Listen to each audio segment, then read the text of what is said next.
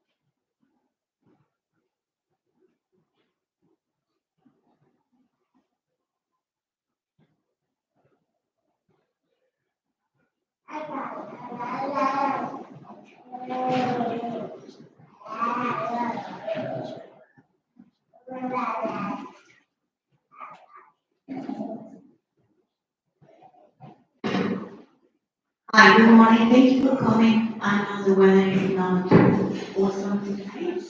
Thank you. We appreciate your presence today. As part of the Road to Health event that we have been doing here at Kippax, so today we have a free maternal health workshop for parents.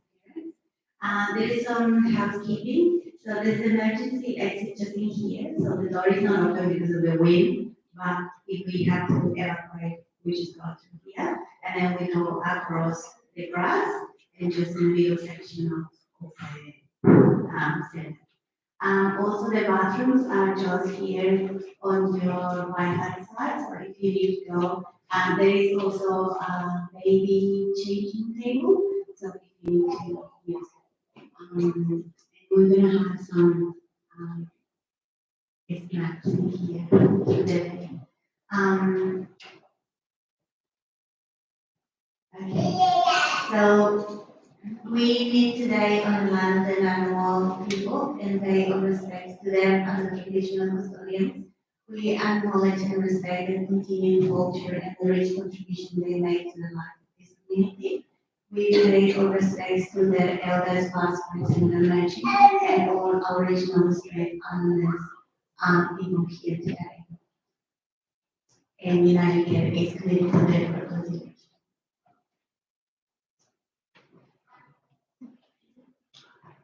Everyone, I'm Tisha. Before we actually get into the maternal health workshop, we will give you some time to fill out our pre-survey questions. These are really important for us to see if we are making an impact in our community, and I'm funding reporting as well. They're all anonymous. We've got our student Clever, who will be handing them out to you now.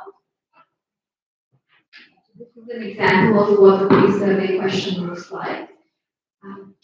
Please make sure that you're answering all of the questions on the pre-survey form, including the postcode. Up on the screen is an example of a filled out pre-survey question.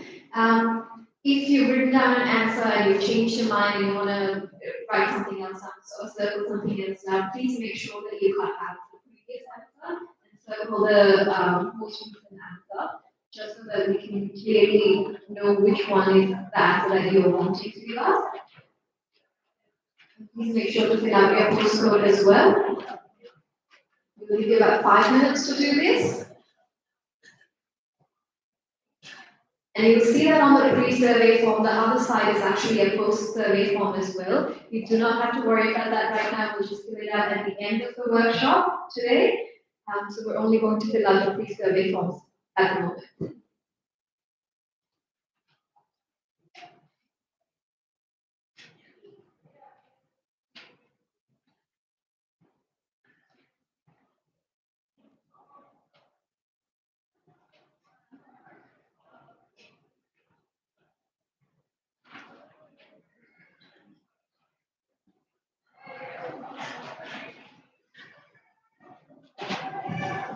If you'd like any support filling out the pre-survey forms, please let us know and we can help you with that.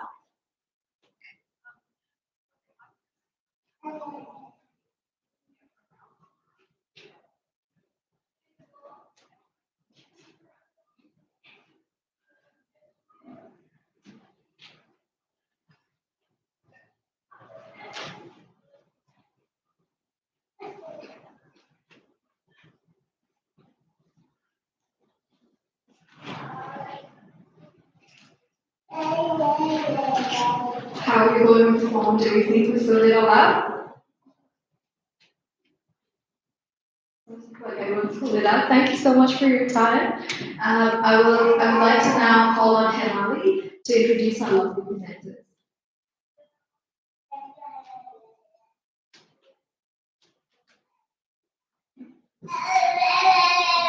Hello everyone. Your first presentation will be done by Rebecca Clark. She's a registered midwife, nurse, childbirth education coordinator and facilitator from Women, Youth and Children's Unit, Canberra Health Services, National Hospital for Women and Children. It's a I have to print it out to get it right. She'll be discussing maternal care, the importance of nutrition, exercise, and mental health, among other important topics. To be followed by a presentation from Naomi, a pediatric massage consultant, in between the two presentations as well. We will have a little tea break where you will be given some time to go across to the crèche and make sure that your little participants are perfect and looked after too. So the first presentation, I'll introduce, invite Rebecca to take over.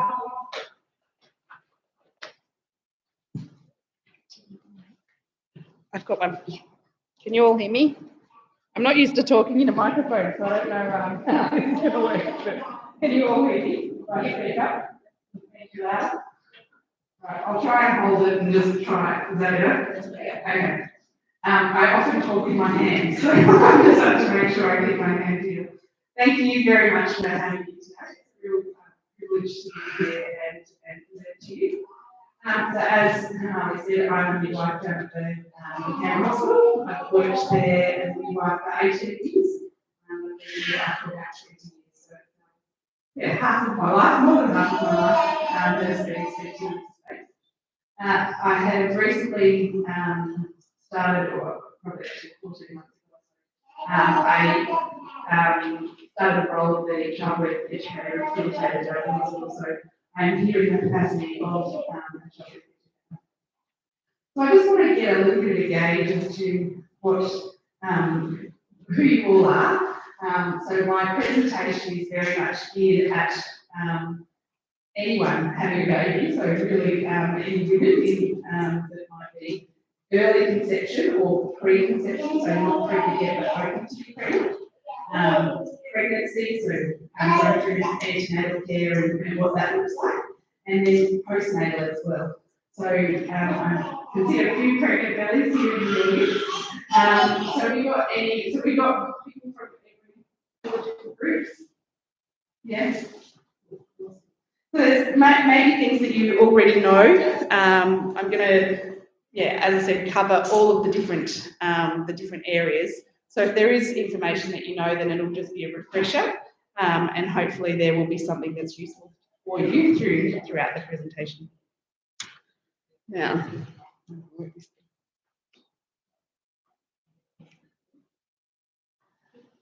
so in terms of talking about preconception, and so for those of you who are hoping or planning on having a baby, then folic acid is probably one of the most important things to start taking. Has everyone heard of folic acid? Yes, it's a. Sorry? Not quite. It's different to iron. It's folic acid, which is.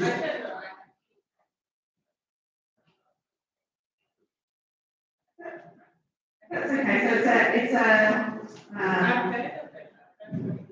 what it is. So it's really important in stopping spinal conditions. So it stops spina bifida and neural tube defects, which are the things when your baby or when your embryo is starting to grow.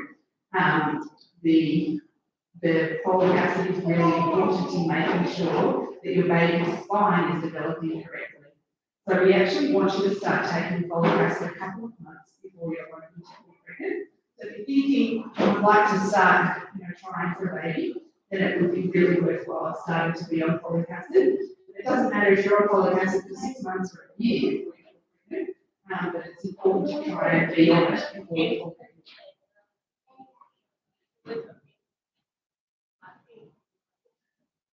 It comes in all different shapes and sizes. So depending on the brand and depending on the cost and things like that will depend on how. So in terms of preconception, folic acid is what we want you to be taking, and then up to at least 3 months after pregnancy. So once you hit about 12 weeks pregnancy, then you can then stop it. Sorry, I completely forgot that I'm live and I need to be standing here. All right, so there we go. Morning sickness. Has the women who have had babies or pregnancies in the past, have you experienced morning sickness?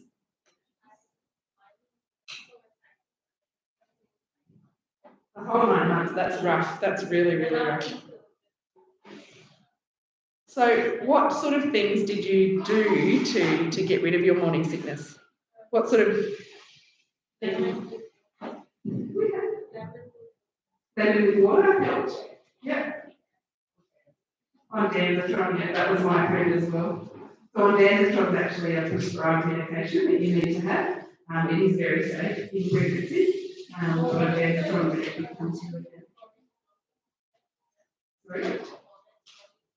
Walnut folies. Yes, that's on Danzatron. Yeah. Yeah. So you can get that from the GP. Yeah, very safe to have in pregnancy. So a lot of women do need to have some medication, but there are lots and lots of other remedies that you can try as well. So I thought I'd just talk a little bit about the other remedies. So normally morning sickness occurs between 6 and 14 weeks, so really in that very early first trimester. Some things might be eating small regular meals, so not having your massive big roast or your massive big cook-up, but it might just be that you have smaller meals all throughout the day. Eating a plain biscuit or a cracker as soon as you wake up, and some women actually have like a little plate or a little, container of biscuits sitting on their bedside table that they eat a cracker before they even sit up, because it's just the motion of sitting up that then starts that nausea to start. So that can be a good thing to do too. Drinking water before eating and not with food, which is kind of a weird thing, but that's apparently really helpful for some women as well. Avoiding spicy or fatty foods, which probably isn't the kind of, well, I was going to say fatty foods isn't the kind of food that you're probably going to be going for, but a lot of women actually do. I remember wanting to just eat hot chips and nothing but hot chips. And in fact, Matilda, who's in the playroom, who's 5, I actually thought she was going to turn into a meat pie because all I wanted was meat pies. So I probably ate up to 3 a day when I was really morning sick with her pregnancy. Eight glasses of water a day, so really aiming for 2 litres of water. Eat protein-rich foods such as nuts and cheese can be a way of trying to just curb that morning sickness. Eating or drinking peppermint tea and ginger tea might be really helpful. All of these things are just ideas. So some may work some days and some may not work other days. And some things might not work at all. Avoid skipping meals, because even though you're feeling really nauseous, and for a lot of people, they don't want to be eating when they're sick. Actually, eating is going to help try and curb that nausea a little bit. And acupuncture has a really great success rate in getting rid of morning sickness. Anti-nausea wristbands, so that's those grey wristbands there. They can be quite helpful, but sometimes they can be really obvious as well. And a lot of women don't actually want to announce that they're pregnant to the greater world. And so if you're wearing wristbands to try and get rid of the nausea, then it's a real dead giveaway that you're pregnant. So that might be something that you wear at home, but you may not wear out if you haven't then announced it to everyone and don't want everyone to watch or see. And then just deep breathing exercises. So, getting some fresh air, filling your lungs up with oxygen, and just, doing some really deep breathing can help as well.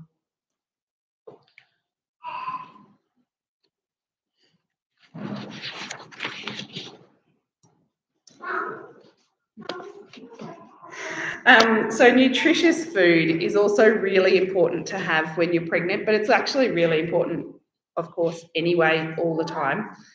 So particularly when you're pregnant, but also when you're postnatal. If you're breastfeeding, then it's essential that you're eating a nutritious diet, which is actually really hard to do when you are feeling, sick, when you're busy, when you're running around looking after little people. Sometimes eating all the vegetables and all the protein and everything that you need to be doing all the time. But if you can try and just eat as healthy as you can on most days, then I think that's a good aim, just to try and be as healthy as you can, and then obviously being a role model for your children as well. The more vegetables you're eating and the more meat, or the more varied diet that you're modelling, you're then going to be modelling for your children. I've got an example when I've got a 2-year-old as well, or 3-year-old, sorry, and I was doing a really strict keto diet, so that's just lots and lots of vegetables and meat, and it was when she was starting solids, and now as a consequence she just isn't into sugar. She's not into sugar at all. She would rather eat a plate of spinach than any lollies, and that's just because that's what I modelled to her for her really formative years of when she was starting to eat food. Unlike my 5-year-old, who will very happily go for the sugar, because that's what I was modelling at that time. So things like, things to think about trying to introduce to your diet or to make sure that you're keeping up would be things like whole cereals and whole grains, vegetables and legumes, so all of your lentils and things like that. Lean meats, poultry, fish, eggs, tofu, nuts, seeds, fruit, just making sure you're getting all of that stuff in. Dairy, including milk, cheese and yogurt. So if you don't eat dairy, then it's, obviously the substitutes that would be okay for those things as well. But just trying to have a really varied diet as much as you can. When it comes to feeding your children, so postnatally, and you're starting your children on solids, has anyone, obviously you've all, lots of you have got kids, starting the journey of changing your children from a milk-based diet when they're breastfeeding or bottle feeding to then onto a solid diet. Did you find that quite nervous and nerve-wracking when you started giving them solids? Yeah? Yeah.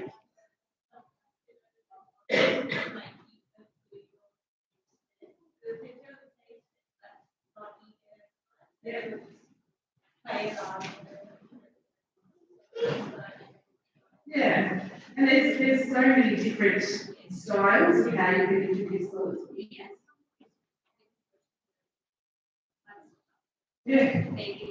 Yeah, the second child 0. Yeah, the second child just gets whatever. And then exactly.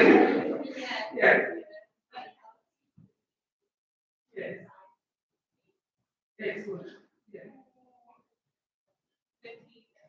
Yeah. Yes. Yeah. So when you're starting solids, it can be really nerve-wracking, and you can get nervous about, choking and things like that.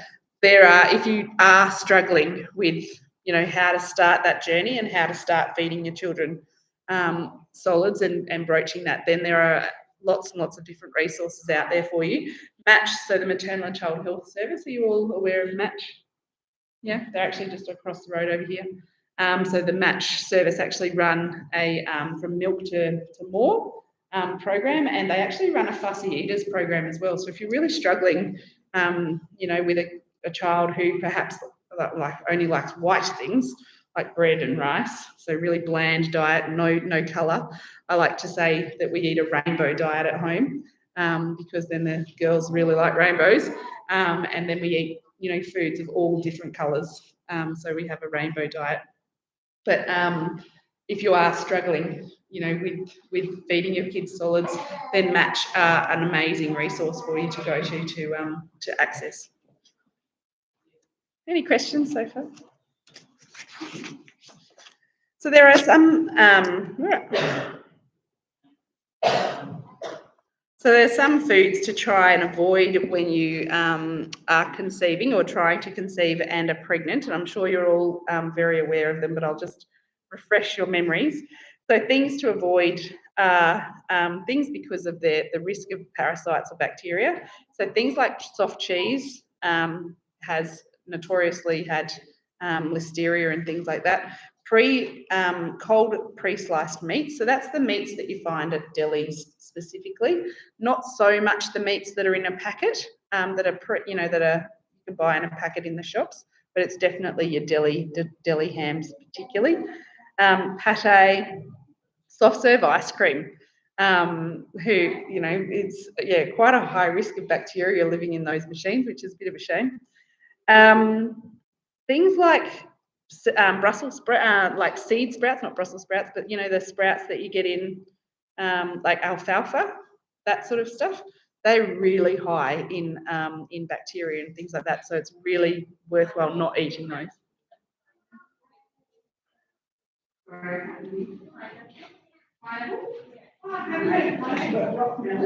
Definitely.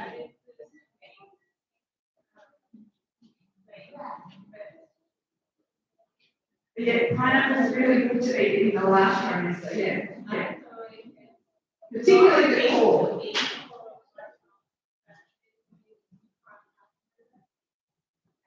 So you can eat pineapple throughout pregnancy. Pineapple is totally fine. Yeah, but the core, eating the core of the pineapple is an old, it's not lifestyle. But eating the core of the pineapple when you're ready to have a baby is meant to be able to produce later. Yeah. But you can still eat pineapple through the pregnancy, that's okay. Maybe just go easy on the core, don't eat so much of the core. So things like, rock melon, chilled seafood, so that's all your prawns. So if you're pregnant over Christmas and you've got, prawns on the Christmas table, then they're unfortunately a no-no. Things like sushi, so that's your raw meats in all of your sushi rolls. Anything raw, really, in terms of meats, isn't great. And any pre-prepared salads, so that's again looking at your delis or your open plans, serving things. They can just be really, really rife for bacteria and things like that. So it does mean that your options of eating out sometimes can be a little bit more reduced and limited.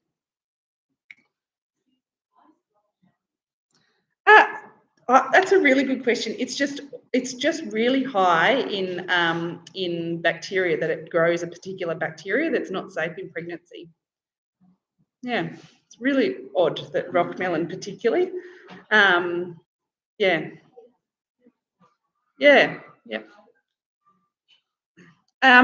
So another important thing, and it's a little bit of a no-brainer, I guess, really, is really regular exercise. And that doesn't mean running a marathon. It doesn't mean, sprinting. It doesn't mean going to the gym and lifting weights and things like that. But it just means moving your body. And that's pre-conception. That's while you're pregnant, and that's certainly postnatal as well. So physical activity during pregnancy is good for you and for your baby. Exercise can help prepare your body for birth and actually help you recover postnatally as well. It reduces pelvic and back pain. So when you're pregnant, particularly, you've got a hormone called relaxin. Have you all heard of relaxin hormone? So relaxin, so in all of our joints and things like that in our pelvis, we've got all of these bits of cartilage, and that cartilage turns to jelly when we're pregnant, and that's because we need to have a pelvis that's really flexible. Sorry, this is when I'm using my hands. So we have a pelvis that's really flexible, and we need it to move, and we need it to be able to move as the baby then passes down through the birth canal. So the relaxin is what gives us that pain. So have you all, the ones who have had babies, have you experienced ligament pain? So when you roll over in bed, you get that stabbing, shooting pain in your groin. That's the ligament pain, and that's because your pelvis becomes so unstable in the pregnancy that your ligaments that are trying to hold on all sort of go, oh my goodness, I can't hold on to this really loose, relaxed pelvis. And so that's what causes all of those pains and those issues. So sometimes it might be that you have really bad SPD, which is that suprapubic discomfort, where you've got the cartilage in between your pelvis has gone really to jelly. And so that may restrict you in what you do. But if you keep your legs together and just be really mindful of keeping your legs together, then you can still do activities. You can still walk as long as you're not sort of splitting your legs apart like this. That can just be one of the little ways that you can manage the pain of that pubic pain or that discomfort, but still able to walk around and things like that. So obviously exercise improves fitness. It actually reduces complications of pregnancy, and it of course improves our mental health as well.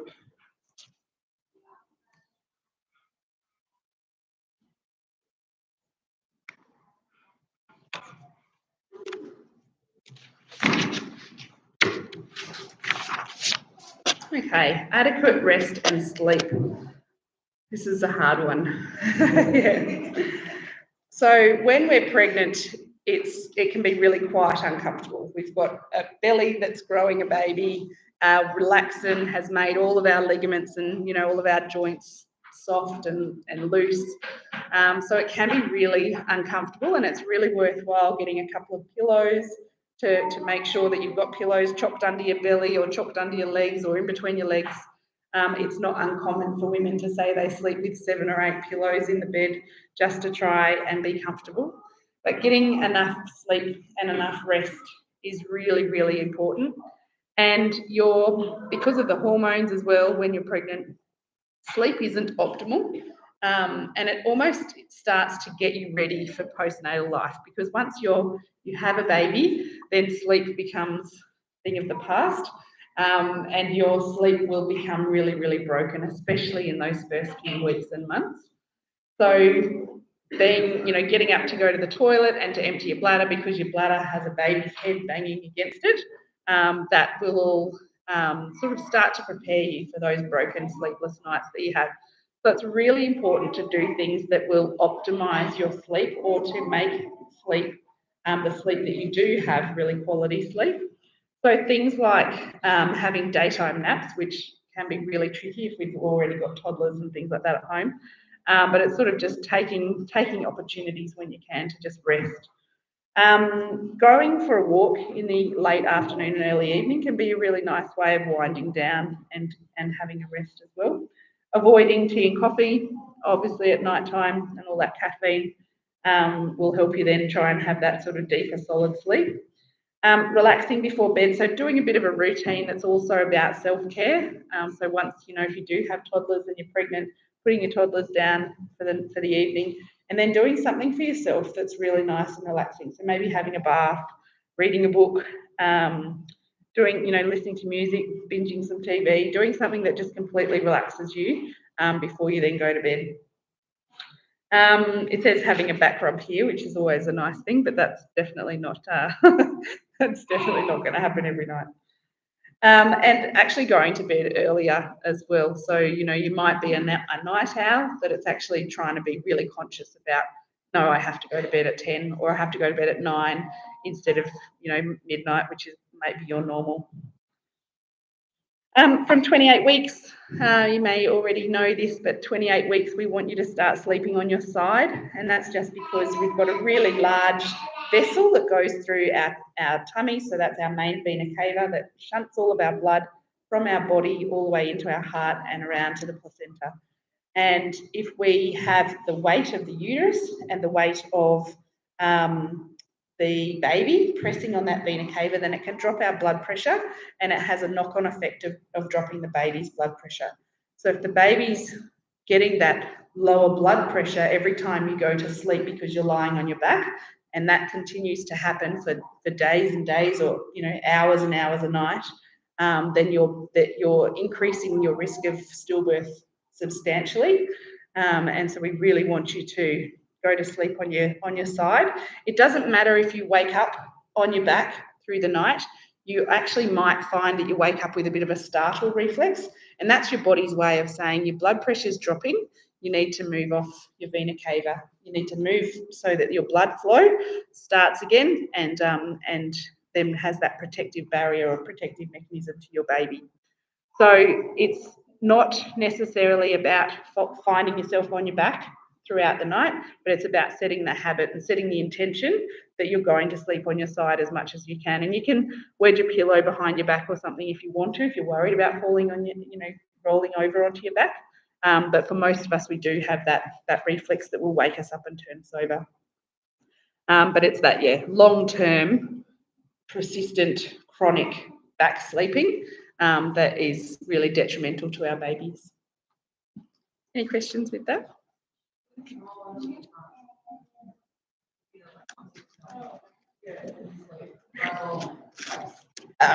Well, I'm not sure that would be comfortable.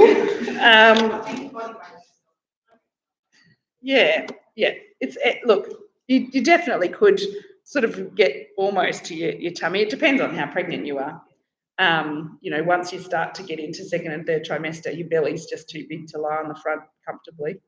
But yeah, you'll wake up if you're not comfortable. But it's really about back sleeping is that we need to avoid to reduce that risk of stillbirth. All right.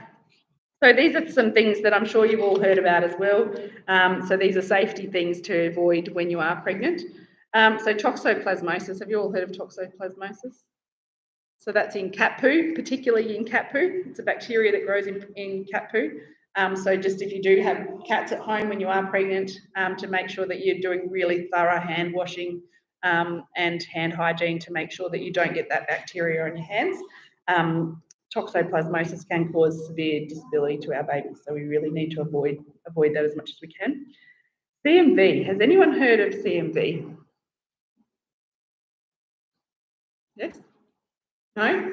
So CMV is something that we actually don't know enough about yet, or we know a lot about it, but we don't publicise it widely enough, and we're really starting to develop some public health campaigns about CMV. So CMV is cytomegalovirus, so it's basically a virus, and it's a really common virus that all of our children have. So very, very common for daycare centres to just have kids full of cytomegalovirus. It doesn't usually cause an issue, and some kids won't even show symptoms that they have this virus. So it's actually a normal virus that just lives in the community. Okay, so it's actually quite fine when it's just living amongst the community. The issue is if you first contract CMV when you're pregnant, then your baby could become quite severely disabled and then have cerebral palsy. So it can cause significant deficits or disability to our babies. We're actually diagnosing about 400 babies a year in Australia with CMV every year that are born with cerebral palsy because of this bacteria. So it's quite huge, and we're really trying to get a public health campaign going. So CMV is spread through bodily fluids, and it particularly appears in urine and saliva. So In children who have it, and they may not even be symptomatic, they can, if you're wiping their bottom or changing a nappy and they have the CMV and you get it on your hands and then you somehow ingest it and it gets into your body. If you haven't been exposed to that virus before, then that's when it can cause the most illness to your unborn baby. So people who have young children or work in daycare centres are at the highest risk of catching CMV. Most unborn babies who are infected with CMV won't actually go on to have any problems, but some do. And so the 400 a year, I think it's actually about 1,800 babies a year are born with CMV, but 400 go on to develop cerebral palsy. That's still quite a high number in Australia in a year. The best way to prevent CMV is good hygiene, especially hand washing, and if you have children. One of the biggest things that we talk about with CMV and young kids is actually not kissing them. So it's really hard not to kiss them on their face, but when we're pregnant, we need to be really mindful of CMV because it might be a silent virus that your child's not showing any symptoms for. So we want you to kiss them on their head, not on their face. So if they do pass saliva over onto you, that's when that risk can happen. So we don't want you to stress out and worry about it. And if you do end up kissing your child on the face and you kiss them on the lips accidentally once in a while, that's what happens. It's life. But we just want you to try and think about getting into a practice where you're kissing your children on the head as opposed to on their face and around their mouth. Because it's particularly the saliva that can be carry the most CMV.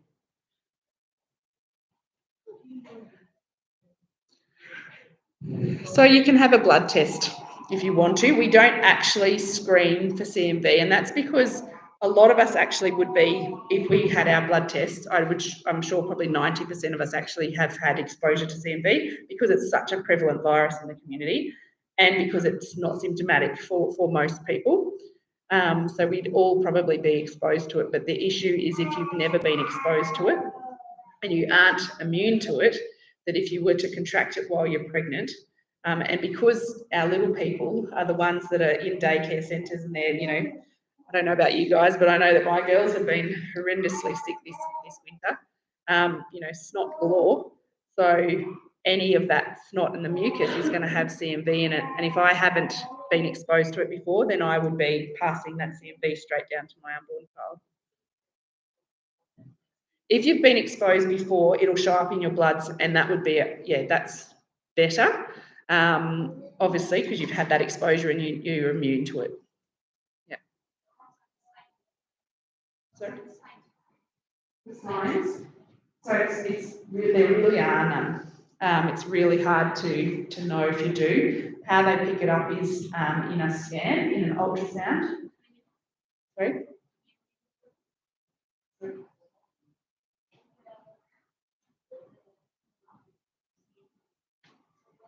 It might be like a cold. You might just have like a common cold. It's just the signs exactly the same as a common cold. And so when our little people have colds and things like that, it could be CMV, but it's either asymptomatic, so no particular symptoms, or it could be that they have very busy.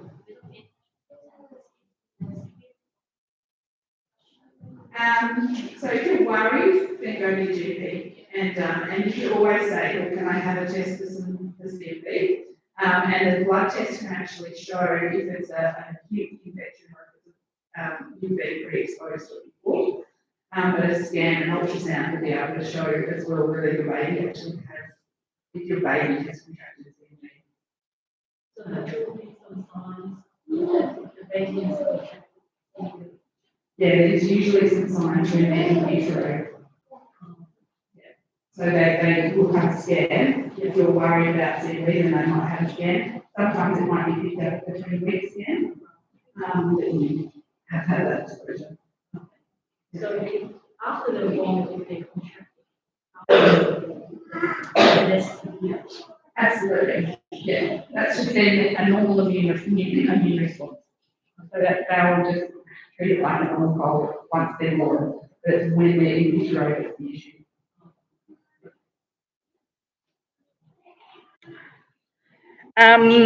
Obviously, another thing to avoid when you're pregnant is smoking. It's again really a no-brainer, but you know, lots of us are exposed to either cigarette smoking or to passive smoking. So I always use the example of smoking. So women who are exposed to cigarette smoke, either because they're smoking themselves or they're exposed to it with passive smoking, their placentas turn into bags of sand. So normally when you're looking at a placenta, it feels like a bit of steak, so really nice, juicy. Sorry for any vegans and vegetarians, but it's like a really juicy, meaty steak. And when you have a placenta that's been exposed to smoking, when it's born, you can actually see that it's been exposed and it's got lots of infarct. So it means that all of the little blood vessels have actually completely clogged up with plaque, which is part of the effect, I suppose, of smoking. And you also have, yeah, it just feels like lots and lots of grit and lots of sand.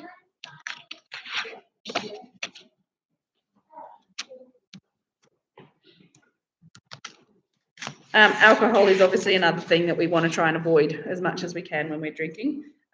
If you do drink alcohol in your pregnancy, then you can be exposing your baby to having fetal alcohol syndrome, which essentially just means that they're not going to be developmentally as sharp when they're born. So there's lots of different implications. They could have delayed learning, lots of delayed milestones and meeting their milestones and things like that. So definitely avoiding all alcohol when you're pregnant is the best thing to do.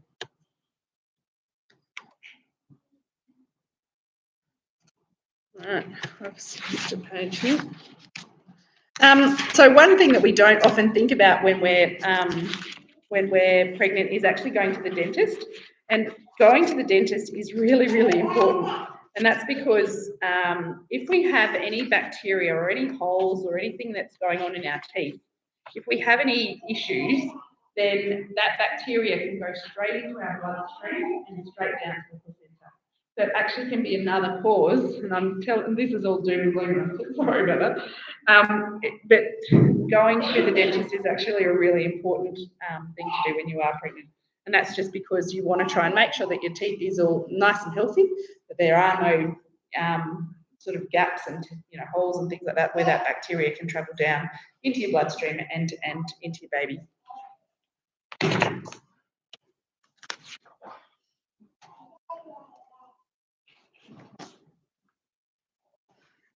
So obviously, I won't go on about this slide, but if you are pregnant, I would assume that you all know you need to access antenatal care, or that you can access antenatal care. We've got 2 hospitals in Canberra that are public hospitals, and we've got 1 private hospital. Antenatal care can come in multiple different forms. So we have continuity of care, which means you get a midwife that's assigned to you, and they follow you through your pregnancy, so you see them every time. They're then on call for your birth. They work in a small team, so it's not guaranteed that they'll be there at your birth, but we'll definitely have the midwives from that small team, and then they see you at home postnatally. Unfortunately, we don't have a huge amount of midwives in this program, so our numbers to be able to offer the service are low. We're rapidly trying to recruit to the program, and that's both at Canberra Hospital and North Canberra Hospital. If you don't have a continuity midwife, then it's just going through core care, what we call core care, which means you see a midwife for your visits at the hospital or in the community. We have community centres all over Canberra. And then you would see, you may see doctors throughout the pregnancy. You would then see different midwives in the birthing unit when you come in to have your baby.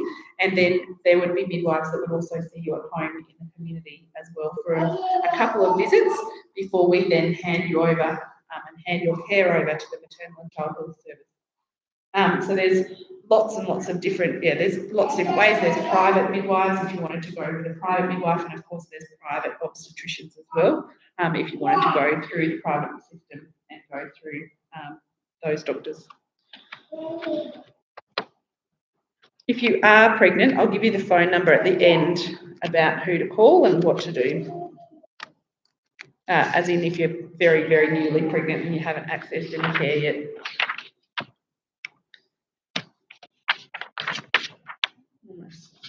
All right. So childbirth education classes, I've popped that in just because that's my specialty. So I run all of the childbirth education classes down at the Canberra Hospital. At North Canberra, they have quite a different curriculum and program. So I can't speak for them because I'm not exactly sure what they offer. But certainly from my perspective down at Canberra Hospital, we have face-to-face classes for our first-time families. We have online learning. We have call education, so that's for women who have English as a second language, where it's actually facilitated by myself and a doctor. We have young mums education, so that's for mums under 20 years old, and we do a face-to-face education session for them. And we also do I run a weekly Q&A, so that's essentially where you just book on via Eventbrite, and you log on and I chat to you over a live WebEx or a live computer thing for an hour and talk about whatever you need to talk about, all the different questions that you might have. Sometimes in your antenatal visits you don't get time to ask lots of questions, and so that's what that is doing, is just providing you a platform to be able to ask lots and lots of questions. Any questions with any of that? Okay, so your mental health. You have all got a little chart in front of you. You should have all been given a little chart. And I just want to talk about our mental health as mums and as women. Our mental health is incredibly important, and I always think about the cup of, the tank in the car, the tank of fuel. If your tank and the car's empty of fuel, it's not going to do so well. It's not going to get you very far. And so mums have to, we have to fill our tanks up as well. We have to have fuel in our tanks in order for us to be able to give to our children and our families and the community and our work and all of the different things that need and want our attention. So it's about making sure that we're filling our cups up and keeping ourselves happy and healthy, but also being able to provide for all of those other things as well. So I want you to just have a little look at the little sheet there, and have you all got pens? If we can just spend 5 or so minutes, I don't know how much time I've actually got left. So if you just spend 5 or so minutes writing different things that you can think of where you can give yourself activities or tasks that help you look after yourself. So you'll see on the flow sheet tips for looking after yourself, and just write a couple of things for each thing. So don't forget your own needs. Well, what are they? What are your own needs? What are the things that you need to fill up your tank? Allocate a window of time for you each day. So write what that could be. Is that when your baby's having a sleep? Is that when you put them down for the night? Is it when you come home from work and you go for a run, or you go for a walk, or you go do some exercise? What is it that you can, where in your day, in your 24-hour window, can you allocate, or 24-hour day, can you allocate a window of time that is for you and just for you? Think about what you can do to take care of yourself physically. So what that might look like. How can you take care of yourself emotionally? So think about what you can do for that. Do you need some pens? Do you need a pen?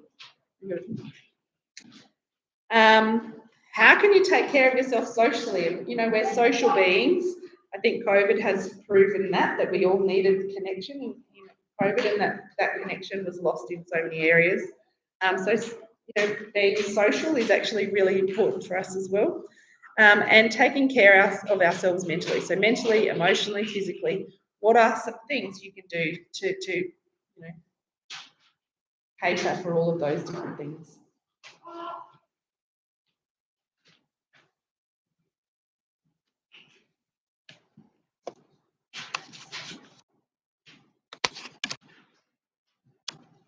So I'll just give you a few minutes to.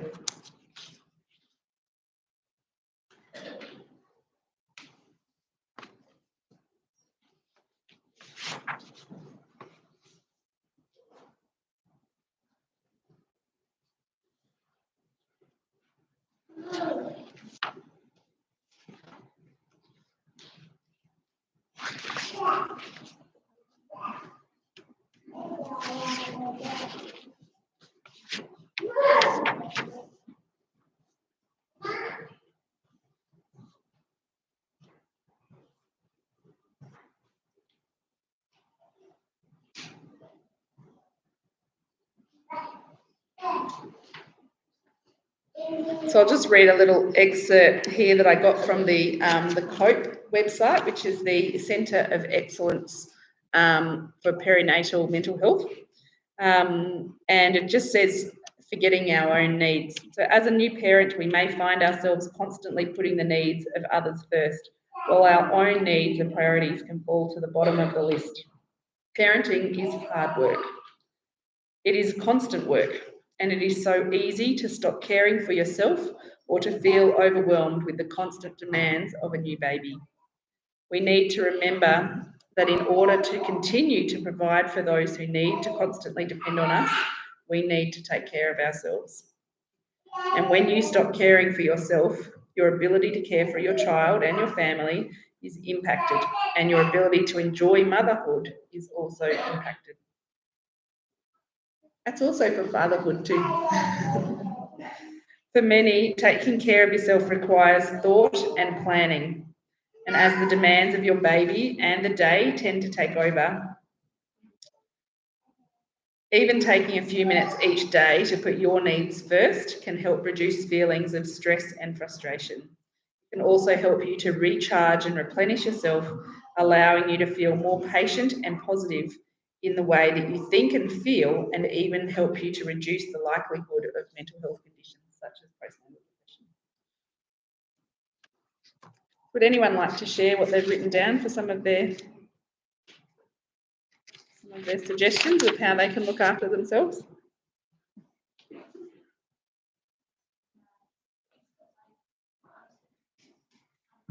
Physical exercise? Dancing? Yeah.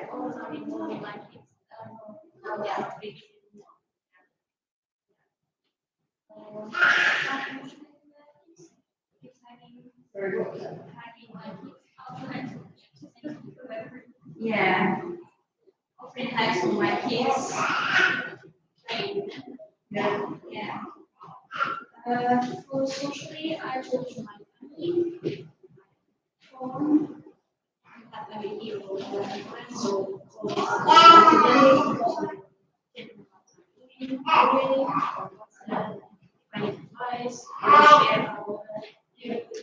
So you have a really strong family connection that helps to support you. That's good.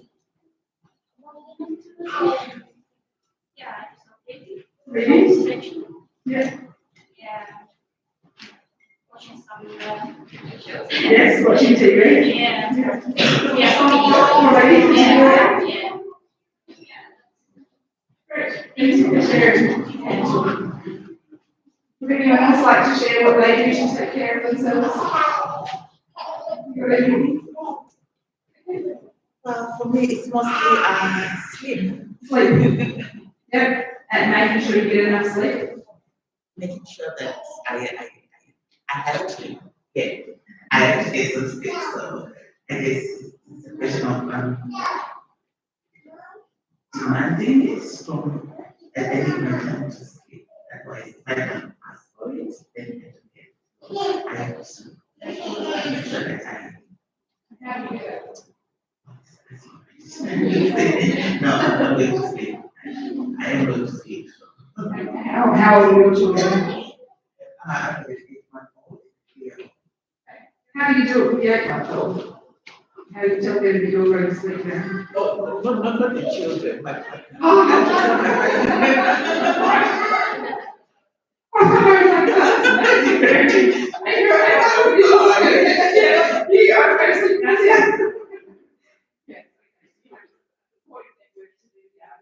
time out. I need some sleep.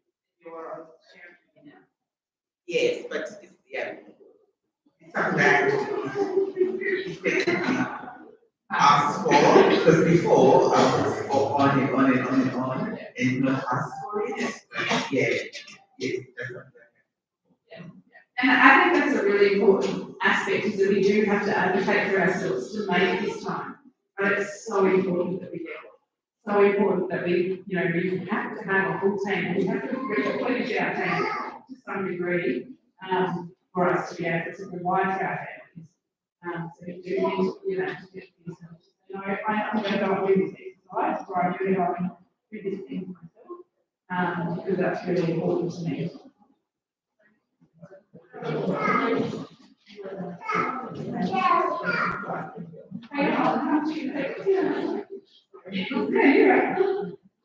think for community, going to play groups is very Yes, and connecting with other moms. yes. And at home, it's important to work out a plan with my husband because we don't have other families here, so it's all on our own. So I think it's quite crucial because I stay at home most of the time and he works. So we kind of work out a plan like Good tag team.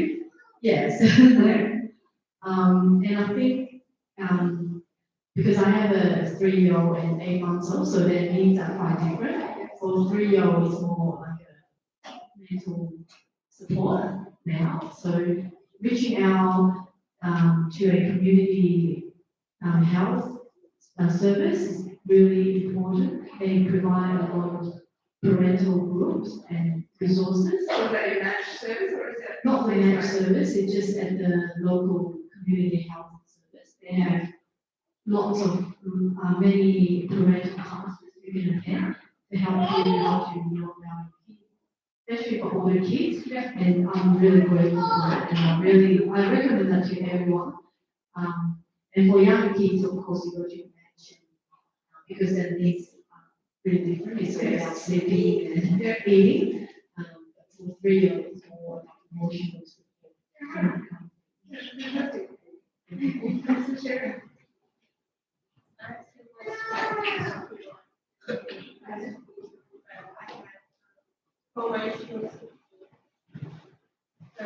Emotional support. I had talked to my husband. Yes. Because of family, so yeah, because I had a second marriage, so anyway, that's a good story. And then for physical, I had to go for walks, and then social, I had to go out with friends who have children. Yes.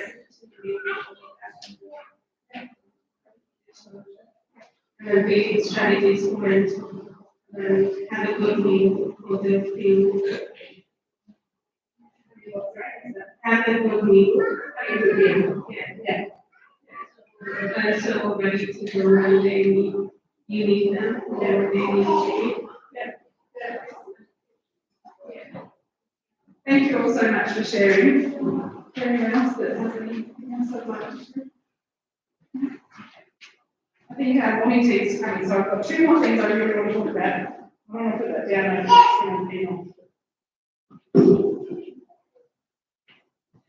and two more things, and then we can have some morning tea.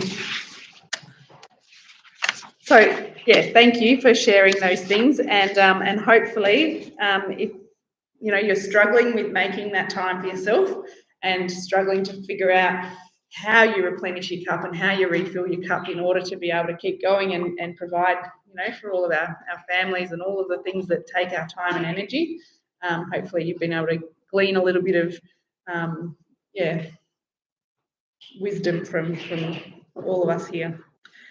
So the next thing that I want to talk about is actually painful sex, and it's something that we don't talk about very much, and particularly, it's not a topic that we talk about readily, but it's a topic that really affects so many women, and it's something that I wanted to talk to you about today, and that's just to say that painful sex isn't normal. It happens for many different reasons. It might happen because we're stressed, and when we get stressed, our vaginal juices essentially dry up, and then that can be the cause of painful sex. But there are many different things. So it could be something that's going on with your uterus. It could be something that's like endometriosis. It could be something that's going on with your cervix. And postnatally, if you have had a perineal injury and you've had stitches, sometimes that can cause pain as well when you start to resume sex again after having a baby. So I guess all I really wanted to talk about was to say that you don't need to suffer in silence, that if you are finding that sex is uncomfortable and that it's not painful, there's a certain, I guess, discomfort when you have had a baby and you have had an injury to your perineum and you've had some stitches. There's going to be an expectation, I guess, that that's going to take time to heal. So you may have an experience where it just feels a bit different, or it's just not quite as comfortable as it was. But if that persists and it goes on and it can, and then creates, more pain, that then creates more issues and barriers. Sex is part of our normal everyday lives with a healthy relationship. So it's really important that we are comfortable in that space and in our own bodies. So there are lots and lots of resources available to you. In your bag that you're going to get, I think I've printed out some of the resources that you can access. We actually have amazing free physios in the community that are available to us. So we've got physios that are attached to the hospital for when you're 3 months postnatal, and then we've got free physios in the community for after that 3-month mark as well. And they are all really equipped and designed to support women who are experiencing painful sex. So it's really something that we wanted to get that information out so that you all know that that's a service that we really do provide, and we want you to get support for, so that you're not, suffering and struggling in silence.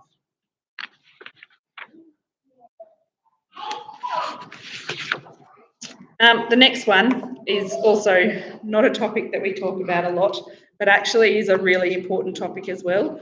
And it's 1 in 3 women actually experience leakage at some point in their lives. So that's actually a huge number. That's 1/3 of us here would experience some kind of bladder leakage throughout our lives. So it can happen pre-pregnancy. It can happen particularly in pregnancy when you've got the weight of the uterus, and it also can happen postnatally as well. Bladder leakage and incontinence, again, is a really common problem. It's 1 in 3, so that's 1/3.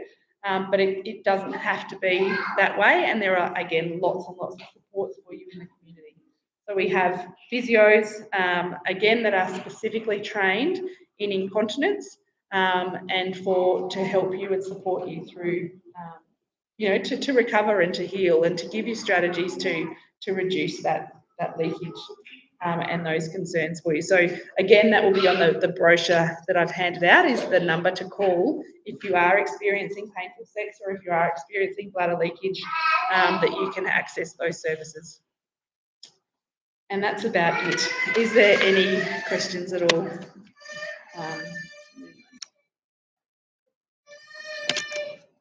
I think that's my last slide. So these are the ones that are in your, I've printed out and are in your little bags. So these are just some activities and resources, and I was Googling for this presentation and I actually found this website, the Playgrounds of Canberra. I had no idea that there was a whole website dedicated to the Playgrounds of Canberra. I don't know if it's new, but it was fantastic. It literally clicked on every single playground in Canberra and had like all of the pictures, and it was amazing. But a lot of the other ones you may be familiar with, so playgroups, the ACT Council of Parents and Citizens, Active Play is an ACT health initiative. COPE is where I've got a lot of the mental health resources from in this presentation. And then, self-care strategies for parents and caregivers, and then lots and lots of stuff that happen at the library as well for our young people to do for our little people. Right. And that's the central health intake, so that's the number to call if you are just newly pregnant and you need to be referred to antenatal service, and then the women's health physio and the community health centres. So they're the phone numbers which are going to be in your little brown bags to hand out, to call if you need anyone. And that's just some websites for you as well. And that's it, I'm done.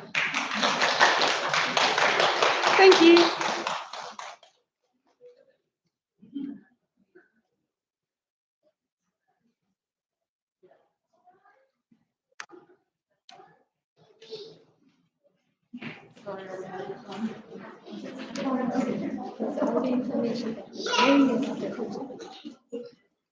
Hello everyone, thank you Rebecca for that very informative presentation. It's not great now. We are mindful that we started a little bit late and instead of a half an hour break, let's keep it a little bit brief and we'll regroup in 15 minutes. We have early morning tea here. If you can grab something for yourself and grab something for the kids, if you can go over to the creche and feed your kids. We didn't cater for different allergies, so we thought we'll leave it up to the parents to cater the kids. So take the food over. Yes. Feel free to mingle, have something to eat. Hot water's right outside. But just juice and all the other goodies here. Help yourself and enjoy. We'll be running a 15-minute music video. Once the music video is done, we'll be doing the second presentation.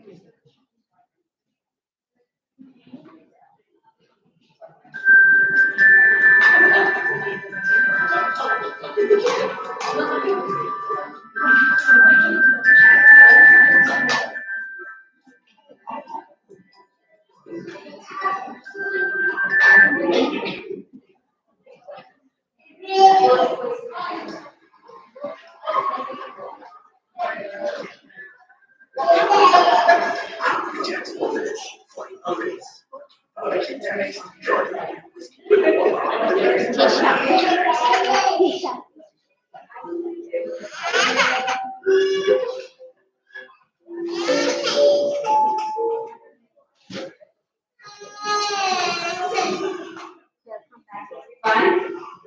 hope you enjoyed your morning tea. The second presentation will be done by Naomi Bell. She's from Baby Blossom Infant Massage. She will be talking about values and importance in baby massage and the time that you coach a child. The presentation will be followed by a shorter Q&A session. So if you have any questions, please wait till the presentation is done. With that, I'll hand the mic to Naomi. Naomi is here as a presenter and a participant. So she will be showing us how to tackle the two in style. You want to take my welcome, Naomi. If not, I can talk loud as well. My teacher used to say I talk very loud. So if I talk too loud, I can turn off the mic. Hi, everyone online. So good morning. I'm Naomi from Baby Blossom Infant Massage. Thank you for having me this morning to share with you this, I believe, is an interesting and also an important topic. Infant massage for you and your baby. Oops. And this is my baby. As you can see, he's at the back now, actively walking. So he was the main reason that I set up this business today. So I'll give you a little bit, I'll tell you a little bit more about myself. So I'm a pediatric massage consultant, and I started Baby Blossom Infant Massage earlier this year. And what do I do? So my primary role is to teach expectant parents, new parents, or primary caregiver like all of ourselves here, how to massage your baby. And in addition, I give talk to public, like what I'm doing now, about infant massage, and providing services and training to professionals that work with children and families, such as early childhood educators and healthcare professionals like nurses about infant massage as well. And prior to this, prior to having my baby, I worked for the Department of Health for several years and other private sectors as well. And my background is audiology, about hearing and medical science. And now, can I have a show of hand on how many of us here actually heard of infant massage before this workshop? Yes, Rebecca, I'm sure you heard of that before. Yeah, so 1, 2, can I have, yeah, 3, 4, 5, 6, I think we have 6 of us here out of almost 20. And among 6 of you here, or the rest of the people, and how many of us know at least 2 benefits, which include the main benefits of infant massage? Yeah, so 1, 2, so as we can see, the number kind of dropped half, yeah? And the last question is, who actually massaged your baby before? Yeah, 1, 2, 3, 4, yeah. So the number, well, more than 5. So the number actually more than the one that knows the benefit or even heard about it. Yeah, it's our natural instinct as a mother, as a caregiver, like give massage to our baby. So when my baby was born premature at 32 weeks, I knew nothing or very little about infant massage. So a lot of you actually better than I was back then last year. And I didn't know about infant massage until he was 8 months old, where I took up the instructor course, and I started to use him as a practice to do my course material. And I both of us experienced the first-hand benefits from infant massage, which is why, as we can see just now, the gap, there are still many parents not sure or never heard about infant massage, or they have no idea about what's the benefit, and they haven't even tried to massage their baby before. The gaps there and my personal experience were the main 2 drivers for me to set up my business, to teach new parents how to massage the baby. So my aim is to raise the awareness of infant massage in our community, and at the same time share my infant massage skill to teach all the parents how to massage their baby. And when I say infant massage, it doesn't just stop at infant stage. As you can see, he's now 18 months old, and I still massage him now. Eventually, we will call that as a pediatric massage. So even from prenatal all the way to school age, you can massage your baby. Of course, when they are in your belly, you can't really physically massage them, but I'm sure you can, always touch your baby in the belly. So now we move to the next slide. So infant massage, this is my husband. I was teaching him how to massage our baby back then. Infant massage, as the name suggests, is the massage that we give to the infants, and the process involves gentle touch and stroking rhythmically using different techniques on baby's skins and muscle.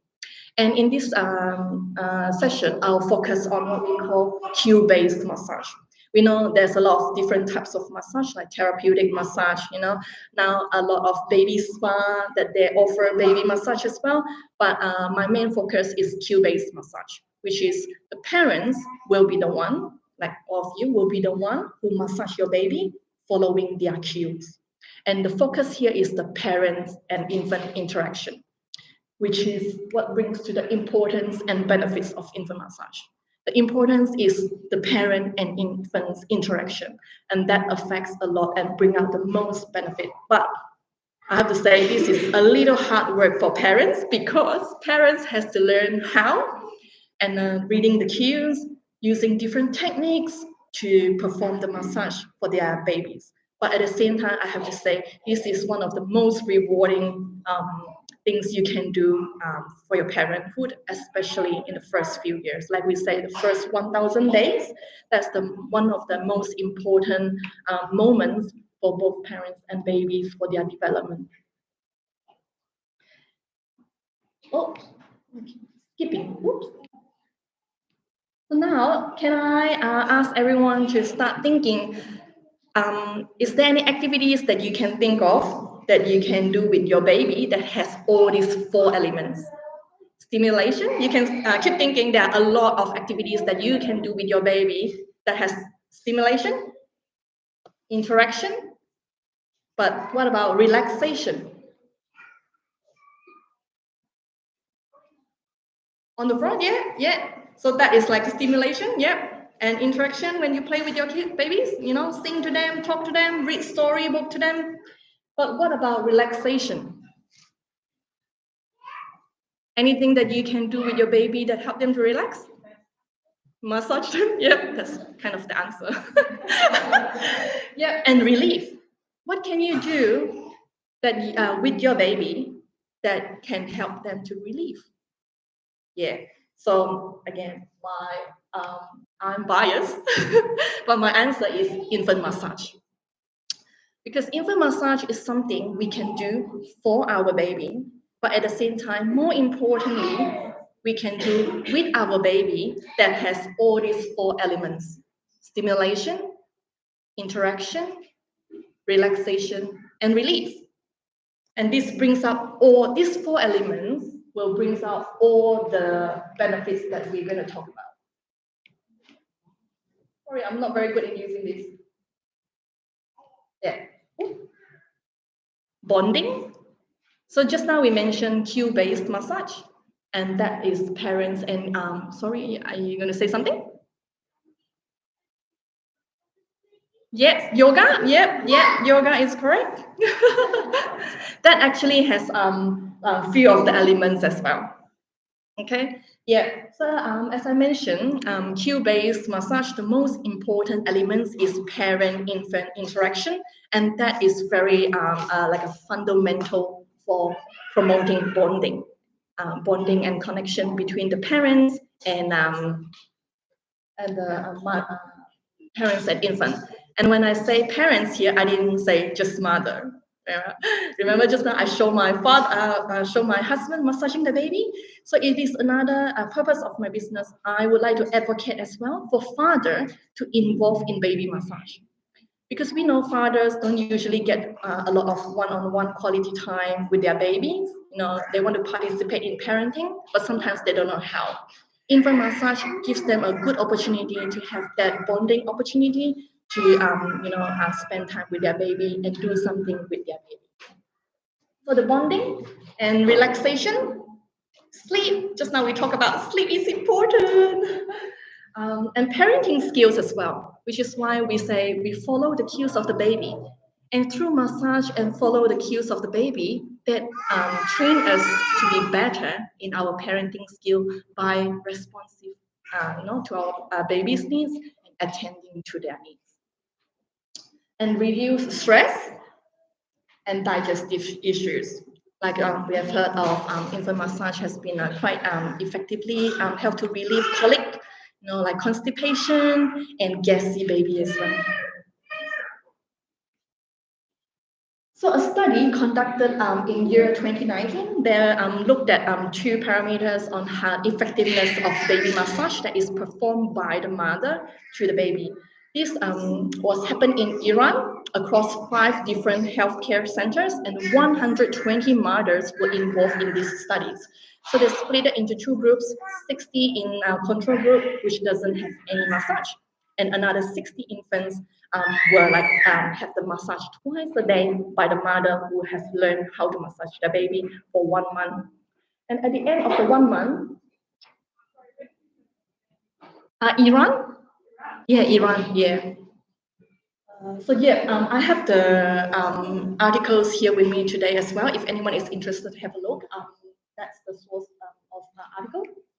And they found that baby massage effectively increased the bonding attachment of the mother and the infant. And at the same time, sleep quality of the infants increased as well. And during the studies, they found that the numbers and duration of awakening of the baby has reduced. So they used the mathematical statistical method to come up with this conclusion. We talk about some differences are significant and some differences are not significant. But they do find out all these results are significant difference between the control group and the massage group. So I think this is good news as well, especially first year. I'm not sure about you. For me, last year, I have to, constantly expressing, feeding, doing all these different things while having my cesarean work was so painful. It is important for the mother to have a very good bonding with the baby in order to keep going the journey like that. And I found out massage did help us in terms of the bonding attachment, and the parents, the mother will become more attentive to the child. When you look at your baby, when you massage, you will create that very strong attachment, and the baby will create attachment with you as well.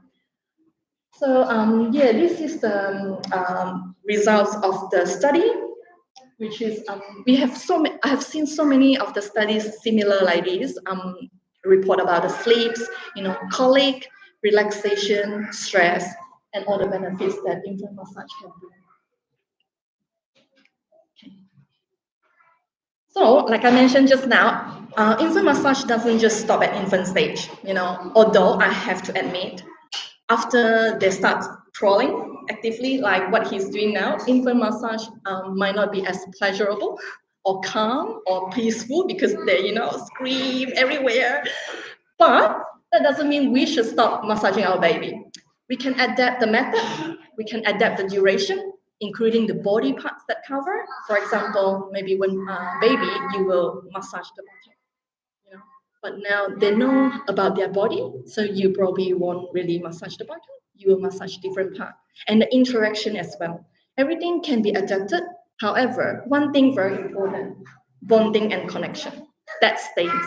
From the moment you start massaging your baby through the school age, you can do from newborn, baby, toddler, school age, like teenager. You can massage your baby. And the interaction is the most important part as time goes. Yeah. So now I'll share with you my experience with infant massage. Because we talk about all these benefits, right? A lot of them are just theory or they are just from studies, not my personal. So I believe some personal experience. How does it actually for a mother like any of you that actually massage your baby, what's your experience? So for myself, I did find that four benefits for me, and which I believe these, I'll spend a little bit more time here because I believe these are really relevant and related to today's workshop, maternal health. The first benefit that I got is my own well-being. So when I took the course and used him as a, a massage model, so back then he wasn't crawling yet. So when I massage him, I find that I can come back, like live in the present, like be more mindful to myself. And that moment when I look at him and I was very mindful with my touch and my strokes and different techniques, I feel a sense of peace and calm. And at the same time, I try to read, what is he telling me? What does he need? What can I give to him? At that moment, our interaction, I find it very memorable. Even now, he started walking, screaming, no, I don't want massage. But I still remember those things when I did that with him, and that becomes a very good memory for me. And the second one, infant massage offer me something that I can do for my baby. For example, when he had like very gassy, crying, he can't after drinking milk, he was like daily intolerant that we have to put him on special formula. Even that, sometimes you can see he was quite uncomfortable, but I can use the tummy massage method to help him to massage him, and then you can hear him farting after that. Not very magical, but you have to still try. And recently, especially the last how many months, he had some constipation where he hasn't passed, bowel for the last few days. And then I thought, instead of taking medication, that's what the GP recommended. I thought, maybe I can just try that, tummy massage and see if that works. And I did a few times, and I can actually feel where the stool is, and then I can do some massage on that. And on that day, he did like poop. Yeah, I know. Sometimes I cannot believe because I haven't done too many. I haven't heard of people who have really benefited from infant massage apart from studies. But after my own experience, I thought, wow, that actually worked for constipation and for gassy symptoms as well. So this is something that I can do for my baby when he is suffering, when he is in pain. I can do something for him. A lot of the times we feel helpless as a parent because we don't know how to help. But infant massage offers a good tool for us to do something. And the next one, I also think that infant massage offers me a tool for me to do something with my baby. I feel stronger when we have to travel to, Sydney a few months ago, and even last year when we have to travel to Sydney to seek medical appointments, and in the car seat all the time. And then we travel, took the train, tram, different transportation, and then he was in the pram all the time. So by the time we are at home at night, he pretty much hasn't moved much. And what I can do, I was exhausted as well. My husband was exhausted. However, I remember I learned baby yoga and stretching exercise through infant massage. So I can just put him on the bed and then start stretching him, and then start doing some strokes for him. And I can see he's like quite happy because we kind of had that short interaction. And for me, I didn't have to do too much. I just few minutes helping him to stretch, and then still try to reconnect with him. After a whole long day, I'm tired. But using that infant massage time to reconnect with your baby and at the same time helping him to stretch. So I felt this is something that I can do with my baby as well. Yeah, and the last thing that I feel is through the infant massage course, I learned a valuable skills for a lifetime. Like I say, infant massage is just the first year newborn or baby, but now the skill that we learn, the skill that I learned until now, I can still use it, I'm pretty sure, until he's school age. For example, teaching him about consent.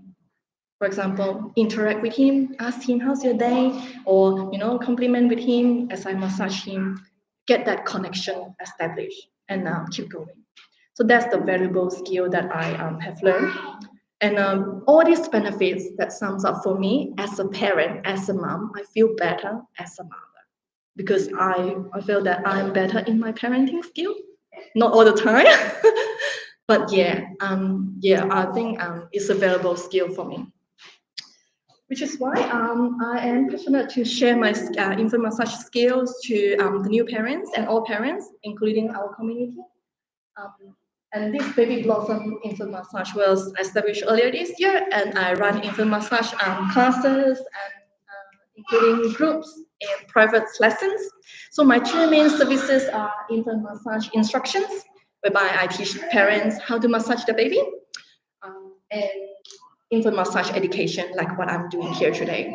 So my aim is to involve more professionals, like early childhood educators. They know when to refer the parents to have an infant massage instructor, or they know that who is supposed to massage the baby, not the educator, but parents.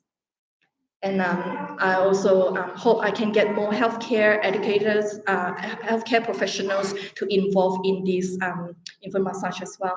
I remember speaking to a social worker about infant massage, and she said, "Oh, has nothing to do with me. Maybe you should talk to the nurse." Yeah. So this is something that I would like to advocate in our community. Infant massage is not just for physical; it is for emotional, social, psychosocial of both the parents and the infants as well, and babies. So what will you learn in the infant massage course? What I mean here is mostly the cue-based massage. You will learn more than just massage techniques. I know my friends say, "Oh, I think not many people want to go for the course because they can just go YouTube," which is true. But at the same time, in YouTube, you won't learn about how to use massage to teach your child about safe boundaries, about consent, about how to promote bonding. Also, you will learn about why parents will be the best person to massage the baby, not anyone else. Yeah, and you also can learn about why certain oil is good for baby massage and why certain oil is not, even though they are edible. Yeah, there are many different techniques and a full body massage you can learn as well to support your baby's sleep and then well-being and relaxation and reduce stress. Okay, so this is my journey so far. As I say, I haven't run this business for very long, but I have done a couple of private lessons, group sessions, and this is a mother. I really like this. This is her asking the permission of her baby if she can have the massage of her baby. Yeah. And the last one was me giving a talk at an early childcare education center about infant massage as well, especially the importance and benefits. So I have a 4-session group infant massage this Sunday, starting from this Sunday. And if anyone interested, you can come and join me. So yes, sorry, I've been rushing through the content because due to the time limitation. And now come to the question and answers. If anyone has any questions for me, yes.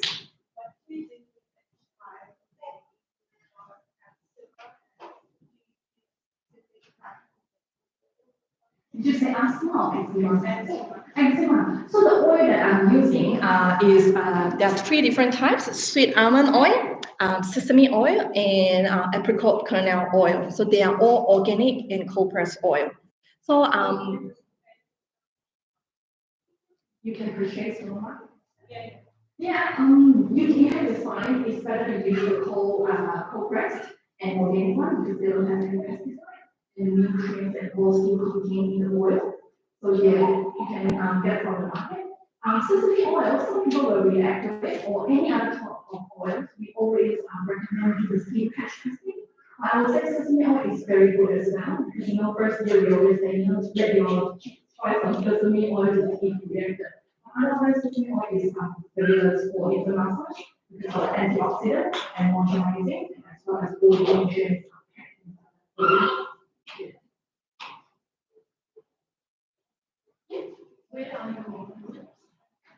It will be a packet this time, packet more next to this. Yeah, so the group session is mostly for babies from 8 months old to 8 weeks old to 8 months old. So then activities goal. Yeah, like for my son, he wasn't crawling until 13 months. So I maximize that 3 months window to actually see massage.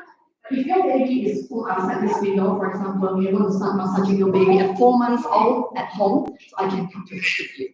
So if you have a child, maybe 15 months old, has some special needs, I can come to your place to do a private visit as well.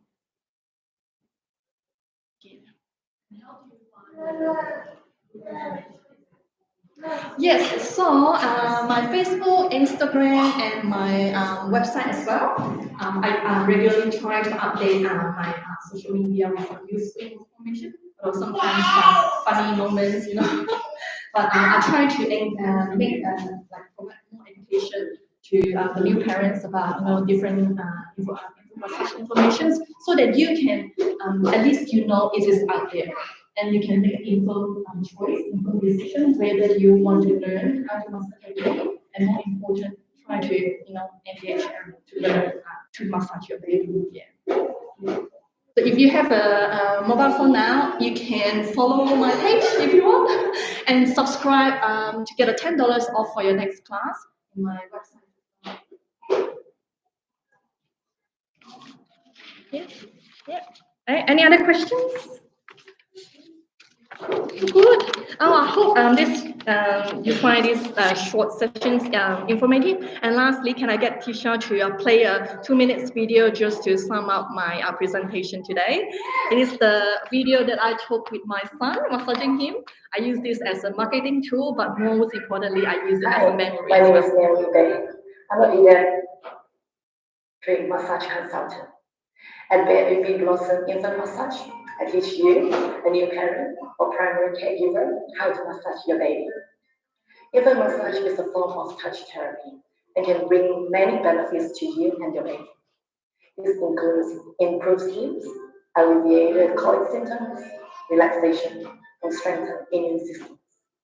Parents who regularly massage their baby have been found to be more confident and competent in handling their babies too. Now, let's journey to look at some of the strokes that I teach at Baby Blossom Infant Massage.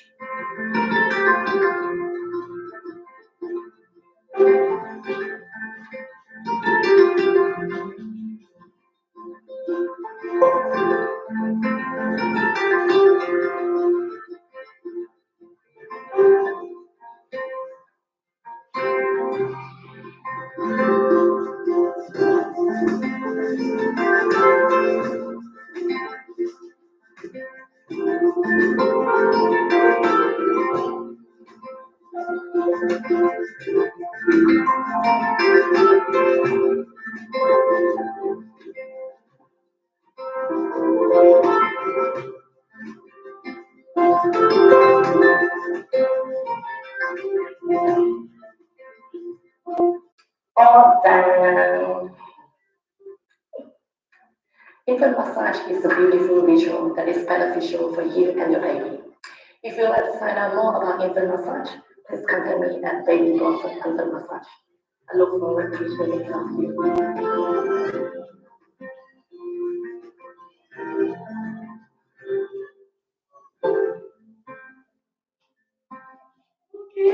Every time when I watch this video, I'll smile. I think it's very nice. Yeah, especially when we massage our baby.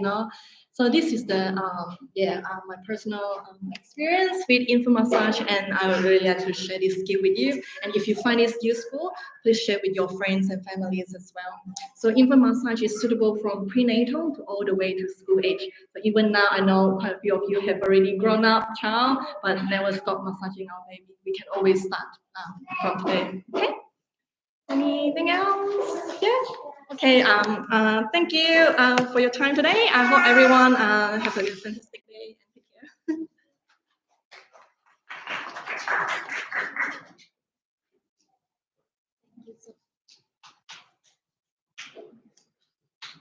Thank you, Naomi, for that information. That beautiful presentation as well. This concludes today's presentations, and We will be bringing your kids from the creche to the auditorium. Before that, Tisha has some extra information about the wholesale survey questions. So before we began the workshop today, we asked all of you to fill out the pre-survey forms. If you could now go to your post-survey forms and fill that out as well. And we've got an example of the post-survey form up on the screen. If anybody needs help with the post-survey forms, please raise your hand and we can come and help you. It is really important for us to have these responses so we can continue to deliver these programs in future and be able to see the impact that we're having in the community. Please make sure that you've put in your postcode and choose only one answer. If you've chosen multiple answers, please cross out one of the answers that you no longer want to give. Maybe we'll give you another 5 minutes to do the post-survey form. Thank you.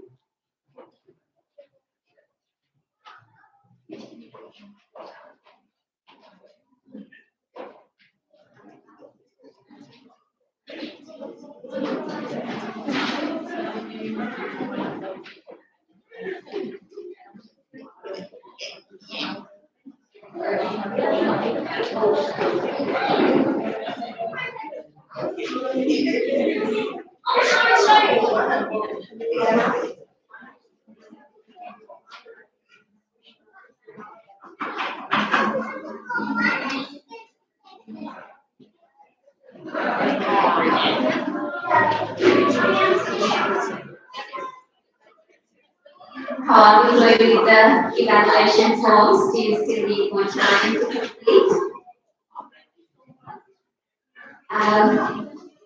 Once you finish the survey forms, your kids would be coming with all the other staff members and students and volunteers. We have a little gift pack for the children and the parents as well. The information that you received from Rebecca and Naomi, they are included in your resource pack, and there's some promotional material. Maybe Dr. you can decide on the desk if you feel like grabbing your file before you leave. Again, thank you Naomi and Rebecca for that amazing presentation and all the information about services and areas-based information. Next workshop is on 2nd of November on cyber safety. I hope to see you all there. Thank you.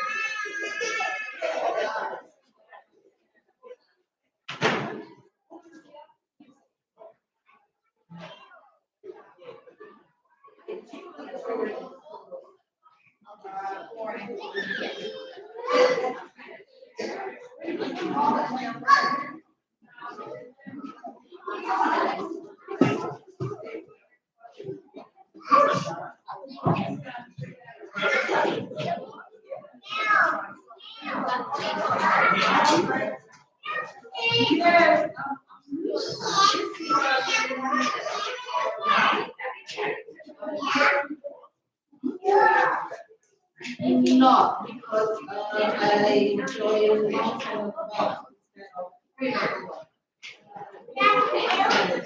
you know what I mean? Yeah.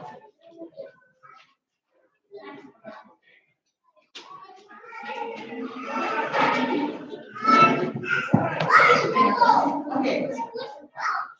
What's this?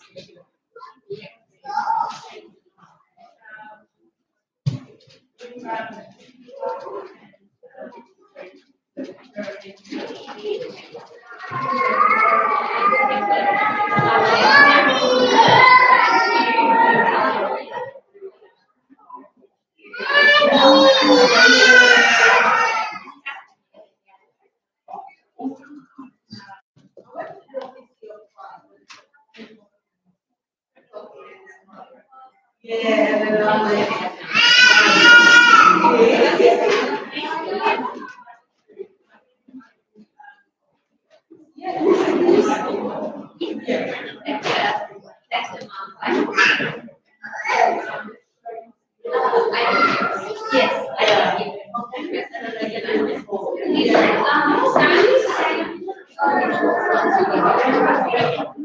Yeah, I think that would be great because I can have a ball. I have no idea where is my baby. 1 second. And no, come here, come here. Oh, he's hiding.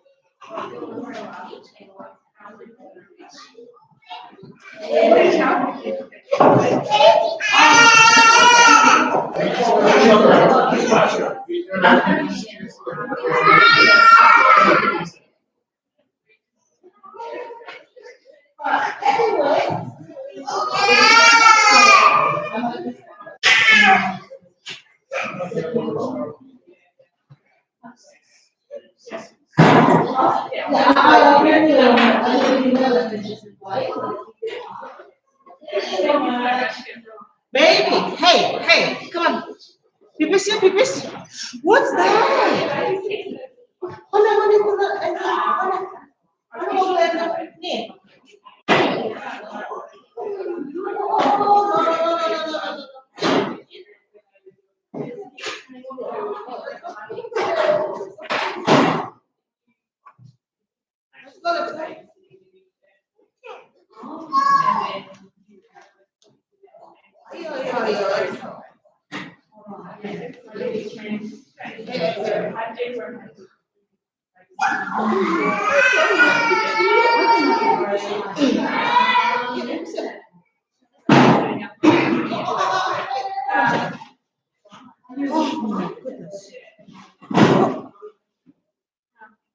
This way, this way, this way.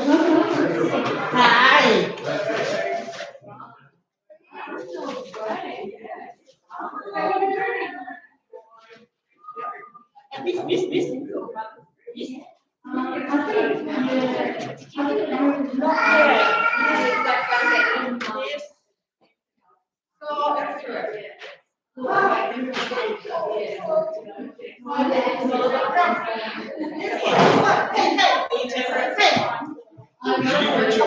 Yes, I got everything. Thank you so much. No, no, no, no, no.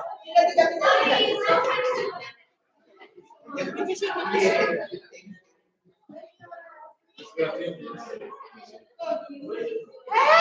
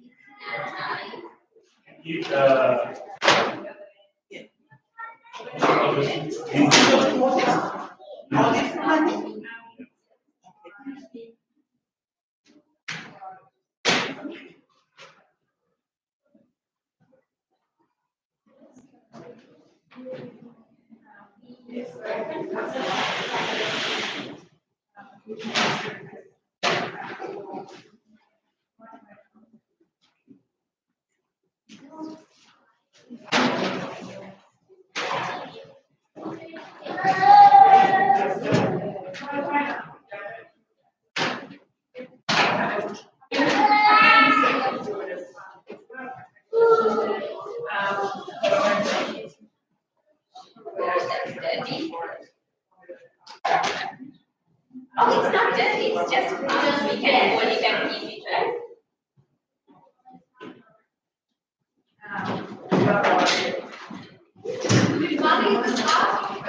No, but it needs to go.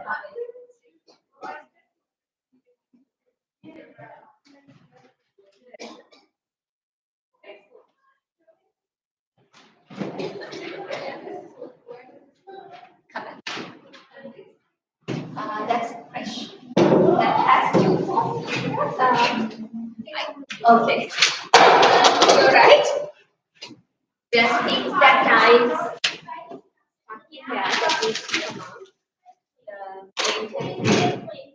that belongs to the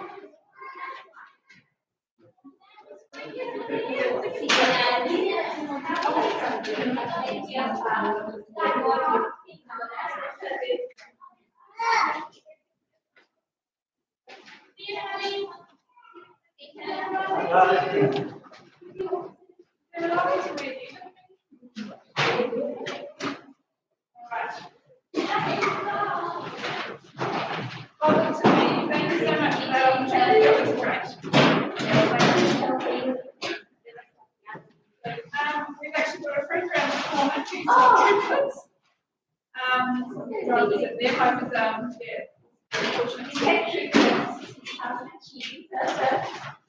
little bag. Oh, we're going to give her two of the one that you the baby stuff and then, Yeah.